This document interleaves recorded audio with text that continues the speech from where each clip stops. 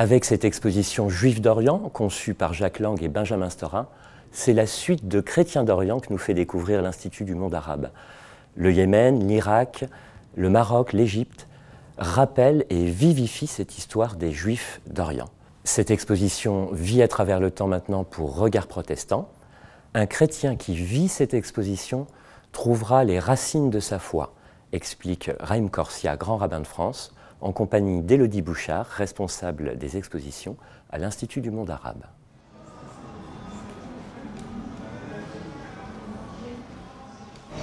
Est-ce que c'est une exposition unique? Est-ce que c'est la première fois qu'on envisage cette présence juive dans l'Orient, ou est-ce qu'il y a une sorte de continuum avec l'exposition qu'il y avait eu ici à l'Institut du monde arabe sur le pèlerinage, puis sur les chrétiens d'Orient?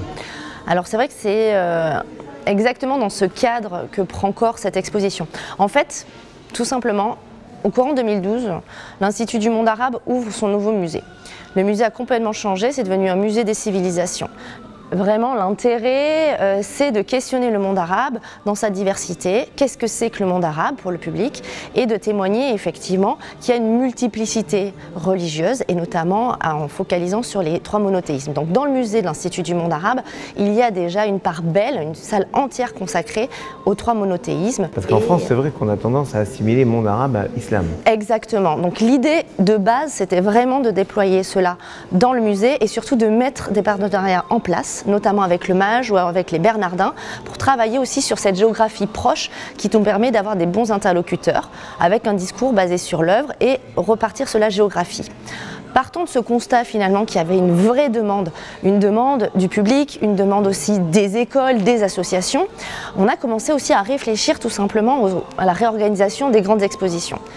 Et on s'est lancé dans ce fameux triptyque dont vous parlez, tout simplement, c'est-à-dire se déployer sur 1000 m², repartir dans la géographie, dans le temps long également, et de témoigner tout simplement des expressions religieuses, multiples, riches, mais aussi diverses, du Maroc jusqu'au Yémen. Entre le Maroc et le Yémen, il y a notamment Doura Ropos, qui est vraiment incroyable, parce que pour la première fois, je crois, on a pu voir la reconstitution de l'intérieur de la synagogue de Doura Ropos, en bas, dans la salle en bas.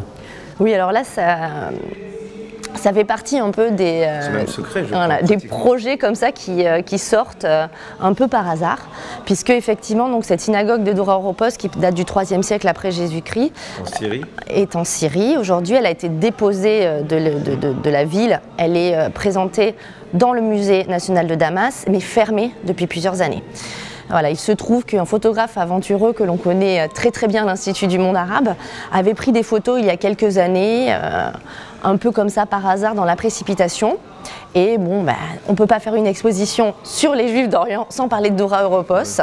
Voilà, donc on a repris contact avec Philippe Maillard qui a eu la gentillesse de restaurer ces images, de travailler pour enlever tout le flou qu'il y a pu y avoir. Dans la synagogue. Voilà.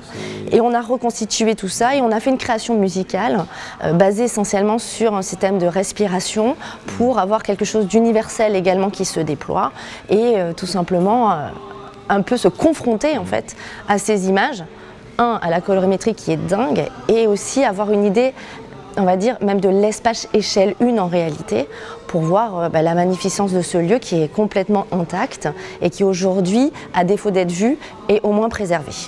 C'est formidable parce que là on retrouve en fait, là en ce moment on entend les prières du Maroc, mais on se trouve ailleurs des prières d'Espagne, on a retrouvé des chants du Yémen, il y a une présentation avec un écran bouleversant où en fait des juifs chantent des chansons arabes, enfin, au sens pratiquement en arabe, ils le chantent en arabe, un peu comme disons Sœur Kérouz fait la messe en arabe. C'est aussi quelque chose, cet entrechoquement des langues pour partager une espérance, c'est aussi ce qu'on peut vivre parce que les visiteurs ne sont pas tous juifs évidemment.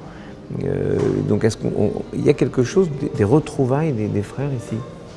On a essayé de, texturer l'exposition, parce que justement on n'est pas dans une approche seulement artistique, même si c'est là quand même la base du propos. On parle des œuvres pour enclencher une réflexion sur l'histoire. Il se trouve qu'on avait une matière vivante extrêmement riche et surtout qui était toujours en train de se réinventer. Donc ce qui était intéressant aussi, c'est de justement arriver à faire comme ça des décalages, parce qu'on a des chants qui ont été écrits au XIIe siècle, qui racontent une histoire juive particulière, qui sont encore aujourd'hui chantés. Sans même savoir ce que le chant désigne réellement. C'est un chant, j'allais dire contemporain, parce qu'on le chante dans les synagogues, dans les foyers, dans les fêtes, mais on ne sait pas à quoi il fait allusion, à quoi il fait référence. C'est étrange, cette réappropriation par le présent des chants du passé. Et nous nous trouvons devant les documents de Maïmonide. Il y a le même mouvement qui en fait date de 900 ans et se trouve toujours étudié et contemporain. Donc c'est à la fois un document très ancien et que j'ai dans ma bibliothèque. C'est étrange, je trouve, cette distance et présence. En fait, l'idée, c'est qu'effectivement, les œuvres d'art ont cette force-là, c'est-à-dire qu'elles vous confrontent perpétuellement à du passé et à une compréhension actuelle des choses. Et finalement, la force de l'exposition, elle est un peu là, parce qu'on a une traversée chronologique et géographique dans laquelle on projette forcément le monde dans lequel on vit. Et donc, ces expositions, si elles ont été décidées par l'Institut du monde arabe, c'est parce qu'elles étaient là aussi pour confronter un patrimoine à une réflexion contemporaine par rapport aussi bien à l'identité qu'à son rapport à la religion. Alors, est-ce que je peux me permettre une dernière question pour clore notre entretien? Il y a une photo qui m'a stupéfaite. C'est la photo d'un vieux yéménite qui lit son livre allongé à l'envers. Alors moi je pensais que c'était au départ une erreur du photographe ou une photo montée et vous m'en avez donné une autre interprétation qui est formidable. Alors c'est vrai que cette photo questionne. Elle, en fait, finalement, c'est celle qui fonctionne le mieux puisqu'elle alerte tout le monde justement sur ce livre à l'envers. Alors, effectivement, ce n'est pas une faute du photographe qui parle l'hébreu. On a même échangé avec lui à ce sujet-là pour être bien sûr que les explications transmises étaient les bonnes. Et il nous a bien expliqué, en échangeant avec d'autres spécialistes, on nous a dit que la légende voulait bien que les Juifs yéménites, tout simplement parce qu'il y a peu de livres, quand ils apprennent en fait tout simplement au Talmud Torah, ils sont la Torah présentée, ils sont tout en cercle ou par derrière et donc ils apprennent tout simplement à lire l'hébreu dans tous les sens.